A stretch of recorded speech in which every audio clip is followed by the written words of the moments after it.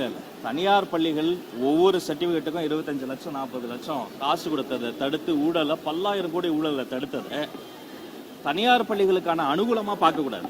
இந்த பார்வை தவறு. ஊழலுக்கு எதிரான நடவடிக்கை தான் பார்க்கணும். மற்றபடி அரசு பள்ளிகள் தான் என்னுடைய கண்கள், அரசு பள்ளிகள் தான் என்னுடைய முதல் விஷயம். நான் போட்ட முதல் கையெழுத்து அரசு பள்ளியில் இருக்கக்கூடிய பெண் குழந்தைகள் படிக்கிற கழிப்பறையில் பூட்டக்கூடிய கதவுகள் இருப்பதற்காகத்தான் முதல் கையெழுத்தே போட்டேன். பாத்ரூமுக்கு தான் முதல் கையெழுத்தே போட்டேன், அரசு பள்ளிக்கு தான் முதல் கையெழுத்தே போட்டேன். தொடர்ச்சியாக அரசாங்கத்தில் படிக்கக்கூடிய அந்த பள்ளிகள் அந்த மாணவர்களுக்கு மாடல் ஸ்கூல்லாம் நேரில் போய் பார்த்துருக்கிறேன். அந்த மாணவர்களுக்கு தேவையான சொன்ன தேதியில் ரிசல்ட்டை எந்த ஃப்ளாவும் இல்லாமல் கொண்டு வந்து அரசு பள்ளி மாணவர்கள் சொல்லியிருக்கிறோம். அதே மாதிரி இந்த வெயிலின் தாக்கம் அதிகமாக இருந்தபோது மாண்புமிகு முதல்வரோட பேசி அவர்களுக்கு ஏதுவாக அந்த நாளை தள்ளி வச்சோம். உண்டு உறையோட பள்ளிக்கு நேரில் போய் பார்த்து அவர்களுக்கு வேணுங்கிறதெல்லாம் செஞ்சுருக்கிறோம். வகுப்பறைகளை ஸ்மார்ட் கிளாஸ் ரூமாக மாறி நானே கைப்பட போய் ஒரு ஸ்மார்ட் கிளாஸ் ரூமாக திறந்து வச்சிருக்கிறோம்.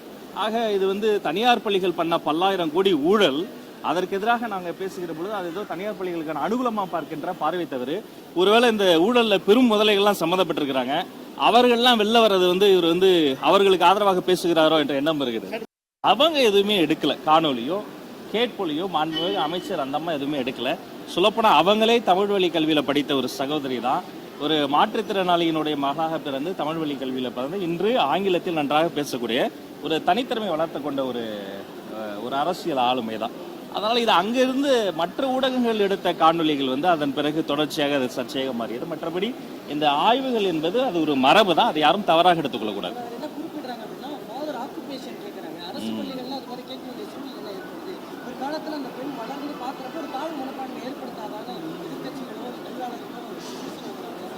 இல்லை, எந்த ஒரு பள்ளிகளிலுமே அவர்கள் பேசக்கூடிய ஒரு தமிழ் வழி கல்வியாகவோ அல்லது ஆங்கில புலமையோ அல்லது அவர்களுடைய பேக்ரவுண்டோ வேறு எந்த அரசியல்காரர்களுக்காகவும் யாருமே கேட்கக்கூடாது. ஆனால் இந்த சம்பந்தப்பட்ட நிகழ்வில் அந்த மாணவியோட ஒரு ஐஸ் பிரேக்கராக அவர்கள் வந்து நெருங்கி பழகுவதற்காக, ஏன்னா அவங்களும் ஒரு சாதாரண எளிய வீட்டு பெண்ணிலிருந்து வந்தவங்க.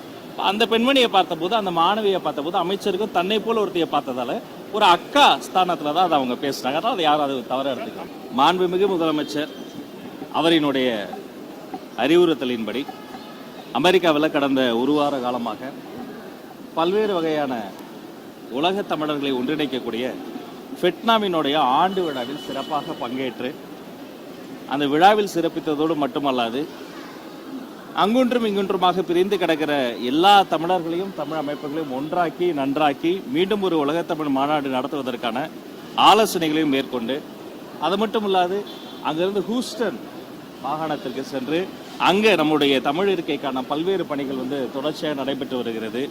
அப்படி அனைத்து வகையான தமிழ் பணியோடு வெற்றிகரமாக அமெரிக்க பயணத்தை நிறைவு செய்து வந்திருக்கிறேன். இந்த பொன்னான வாய்ப்பளித்த மாண்புமிகு முதல்வருக்கு என்னுடைய மனமார்ந்த நன்றியை தெரிவித்துக் கொள்கிறேன். இப்போ வந்து 2019ஆம் ஆண்டு சிக்காகோவில் ஒரு மாட்டி நடந்தது. அதுக்கு முன்னாடி தமிழ்நாட்டை பொறுத்த வரைக்கும் தஞ்சாவூர் நடந்தது, சென்னையில் நடந்தது, எம்ஜிஆர் ஐயா ஜெயலலிதா அம்மாலாம் நடைபெற்று நடத்தக்கூடிய வாய்ப்புகள்லாம் கிடைத்தது.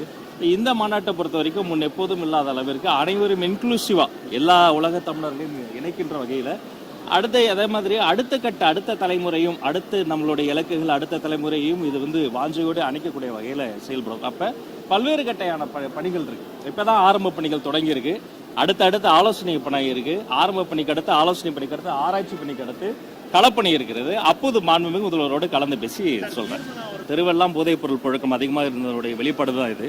ஆக இந்த சட்டம் ஒழுங்கு சீர்திருத்தம் என்பது தொடர்ச்சியாக நடைபெறுது. சட்டமன்றத்திலே அதை குறித்து விரிவாக பேசியிருக்கிறேன். சிங்கப்பெண் திட்டம் உருவாக்கப்பட்டதாக இருக்கட்டும், தொடர்ச்சியாக சீரியல் அஃபெண்டர்ஸ் அரசு செய்யப்பட்டதாக இருக்கட்டும், இது ஒரே நாளில் எல்லாமே சரி பண்ண முடியாது. ஒரு நாள் இது எல்லாமே சரி செய்யப்படும். இதனுடைய பிரச்சனைகளினுடைய தாய்மடியாக இருக்கக்கூடிய போதை கலாச்சாரத்தை அழிச்சுக்கிட்டு இருக்கிறோம். கூட்டணி கட்சியில் இருக்கக்கூடிய தலைவர்களை தங்களுடைய நண்பர்களாக தோழர்களாக பார்க்கக்கூடிய கட்சி தமிழக வெற்றி கழகம். மற்றபடி அவர்களை வந்து தங்களுடைய ஒரு குடும்பத்தினுடைய ஒரு ஏவலாகவோ தங்களுக்கு தான் எல்லாரும் இன்னும் தங்களை மீறி யாரும் பேசக்கூடாதுன்னா அப்படி எந்த நெருக்கடியும் தரக்கூடிய கட்சி நாம கிடையாது. இது ஒரு ஜனநாயகமாக திருமாவளவன் அவர்களினுடைய பேச்சு ஒரு டெமோக்ரஸியாக ஜனநாயகத்தை வெளிப்படா பார்க்கிற மற்றவர்கள் போய் கலந்து பேசி நம்ம பேசுவோம். நன்றி.